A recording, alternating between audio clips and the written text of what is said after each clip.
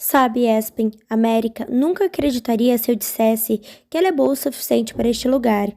Em certo sentido, ela está certa. Ela é boa demais para isso. Shalom, o Sr. Singer e eu olhamos para trás e nos deparamos com a Sra. Singer e Mai dobrando a esquina do corredor com as malas. Estamos prontas. Você viu, América? Mai se afastou da mãe e correu para se aconchegar na perna do pai.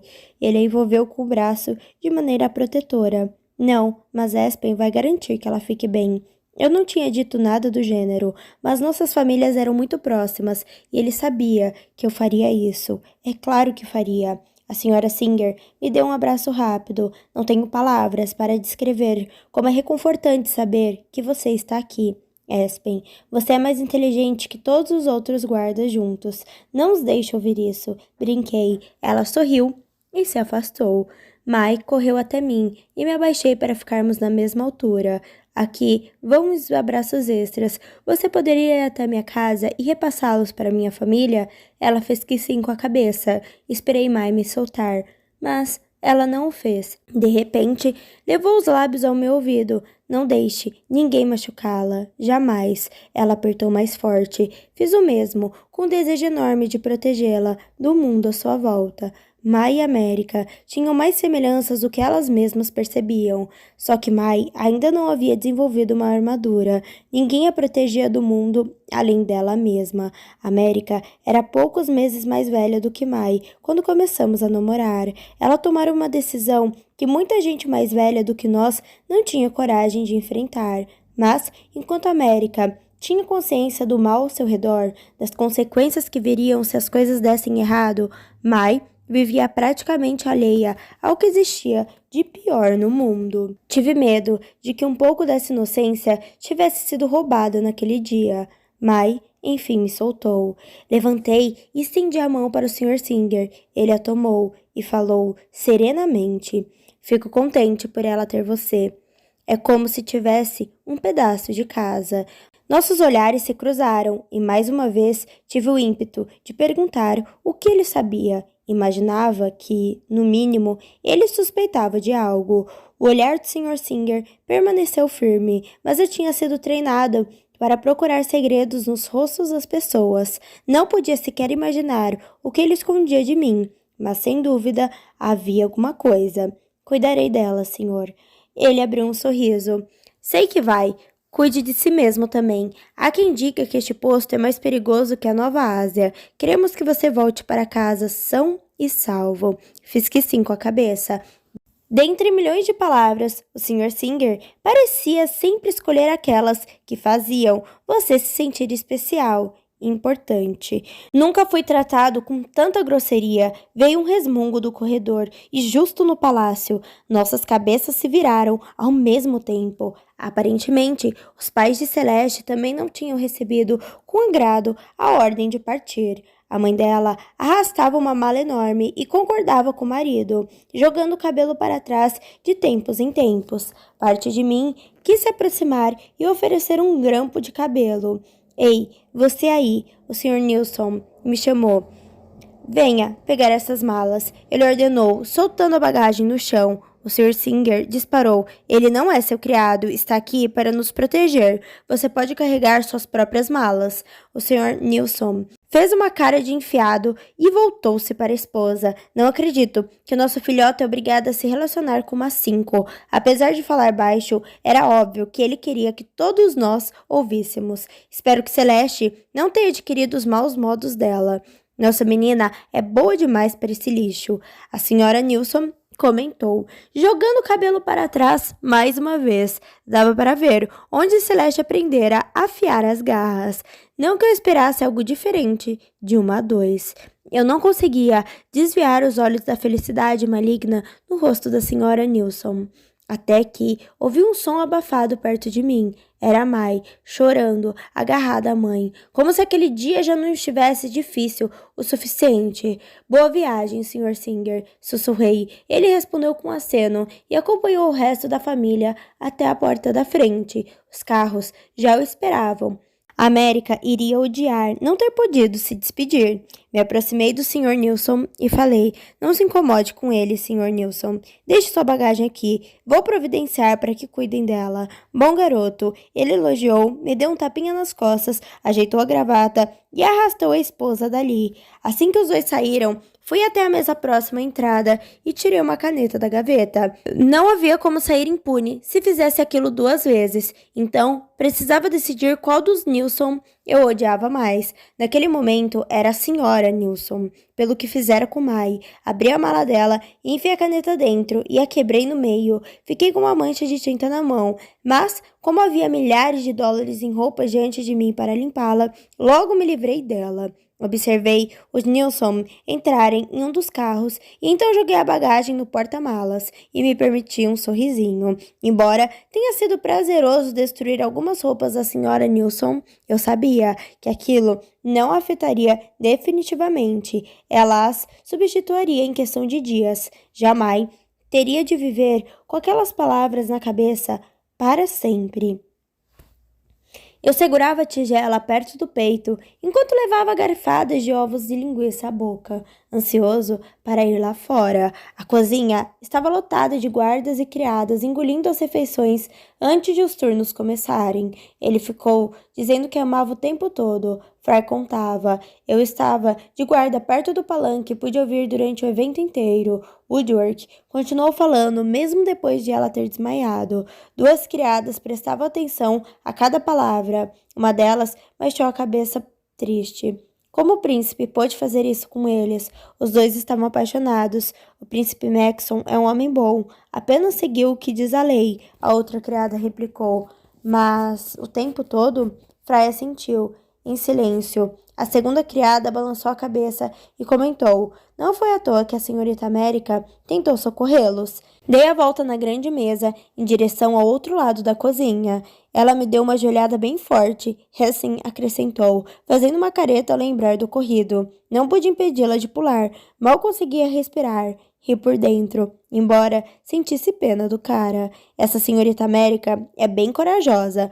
O rei poderia tê-la posto no palanque também por uma atitude dessas, disse um jovem mordomo de olhos arregalados e brilhantes, que aparentemente achava tudo aquilo um entretenimento. Mudei de lugar outra vez, com receio de fazer algo idiota se escutasse mais alguma coisa. Passei por Avery, que apenas acenou. Sua expressão bastou para eu perceber que ele não estava interessado em companhia naquele momento. Podia ter sido muito pior, uma criada suspirou. A colega dela concordou. Pelo menos estão vivos. Era inevitável. Uma dúzia de comentários sobrepunha-se e misturava-se nos meus ouvidos. Eu estava cercado pelo nome de América, presente nos lábios de quase todo mundo. Em um momento, ficava cheio de orgulho. No outro, mergulhava em raiva. Se Maxon de fato fosse decente, América nunca teria passado por aquela situação para começo de conversa.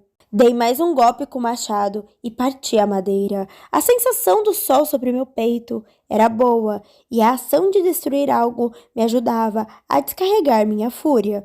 Fúria por Woodwork e Marley, por Mai e América. Fúria por mim. Ajeitei outro pedaço de madeira e o golpeei, soltando um berro. Você está cortando lenha ou tentando espantar os pássaros? Alguém perguntou. Virei para trás e avistei um senhor de idade a uns poucos metros dali. Ele puxava um cavalo pela rédea e vestia o uniforme dos funcionários externos do palácio. Apesar do rosto enrugado, a idade não tinha apagado seu sorriso. Tive a sensação de já tê-lo visto antes, mas não me lembrava de onde.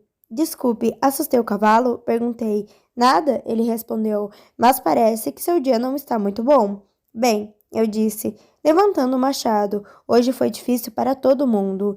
Dei mais um golpe e parti a madeira ao meio. Acho que sim, ele concordou, enquanto fazia carinho atrás da orelha do cavalo. Você o conhecia? Fiz uma pausa antes de responder. Não sabia se estava a fim de falar. Não muito, mas tínhamos bastante em comum.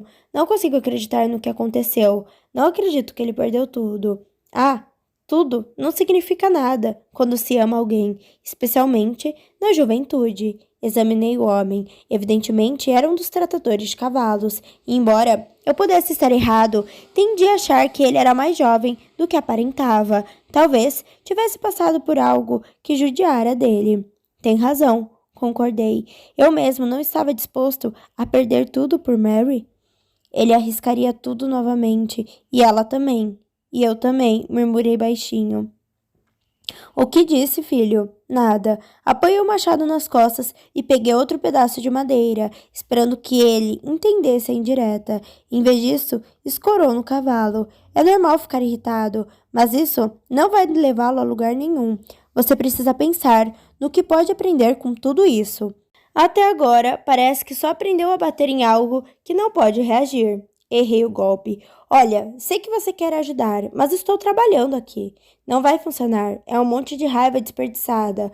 Bom, e onde você quer que eu descarregue a raiva? No pescoço do rei? No do príncipe Maxon? No seu? Acertei um golpe. Porque isso não está certo. Eles se salvam de tudo. Quem? Eles? Os um? Os dois? Você é dois. Larguei o machado. Sou seis. Bradei, batendo no peito. Não importa o uniforme com que me vestam. Por dentro, ainda sou um moleque de Carolina. E isso nunca vai mudar. Ele balançou a cabeça e puxou o cabresto do cavalo. Parece que você precisa de uma namorada. Eu tenho namorada. Rebati enquanto ele se afastava. Então, se abra com ela. Você está cerrando os punhos para a luta errada. Deixei a água quente cair sobre o corpo, com a esperança de que aquele dia também seguisse ralo abaixo. Continuava pensando nas palavras do tratador de cavalos, com mais raiva do que ele dissera, do que qualquer outra coisa. Eu me abrira com a América. Eu sabia pelo que estava lutando. Me sequei devagar,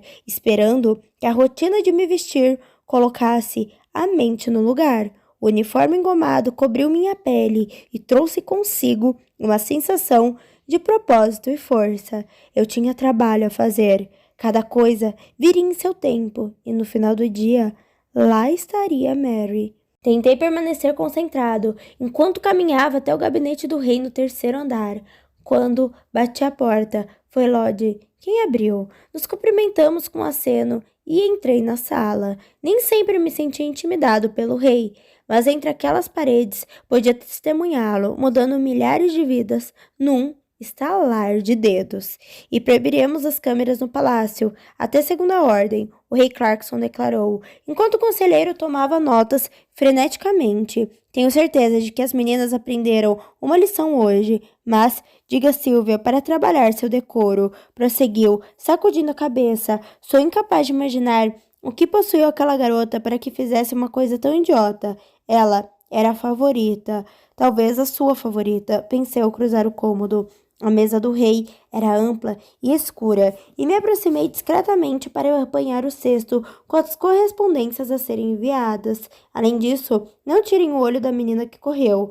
Apurei os ouvidos. Comecei a caminhar mais devagar. O conselheiro balançou a cabeça. Ninguém sequer anotou, majestade. Garotas são criaturas muito temperamentais. Caso alguém venha perguntar, podemos simplesmente culpar suas emoções estáveis. O rei fez uma pausa e reencostou-se na cadeira.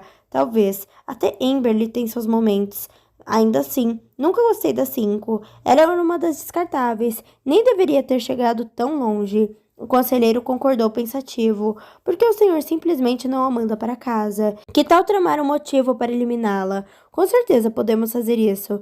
Maxon descobriria. Ele vigia essas garotas como um falcão. Mas não importa, disse o rei, voltando a se debruçar sobre a mesa. Ela claramente não é qualificada, e cedo ou tarde isso virá à tona. Seremos agressivos, se necessário. Mudando de assunto, onde está aquela carta dos italianos? Recolhi a correspondência e fiz uma breve referência, que passou despercebida. Antes de me retirar, não sabia como encarar a situação. Queria a América o mais longe possível do alcance de Maxon, mas a forma como o rei Clarkson falara da seleção me fez pensar que havia algo mais naquela história, talvez algo obscuro. Será que a América poderia ser vítima de um dos caprichos dele? E se ela era uma das descartáveis, estaria lá de propósito, trazida com o objetivo de logo ser dispensada? Se sim, será que havia uma garota trazida especialmente para ser escolhida? Ela ainda estava no palácio? Ao menos já tinha que pensar quando fosse montar guarda diante da porta de América a noite inteira. Enquanto caminhava, corria os olhos pela correspondência e lia os endereços. Na pequena sala de correio, 3 homens de mais idade separavam as cartas recebidas das enviadas. Havia uma cesta com o rótulo "Selecionadas", que transbordava com cartas de admiradores. Não sabia ao certo quantas delas as garotas tinham chegado a receber. "E aí, Ledger, como vai?" Charlie perguntou. "Já estive melhor", confessei, ao entregar a correspondência em suas mãos, para não arriscar que se perdesse em uma das pilhas. "Todos já tivemos dias melhores, não é? Pelo menos os dois estão vivos." Oi, tudo bem? Mais um capítulo aqui, mais uma parte desse casal maravilhoso que eu estou amando. E aí, gostou? Não esqueça de se inscrever no canal, deixar o seu like e deixar o seu comentário. Qual foi a sua cena favorita até agora?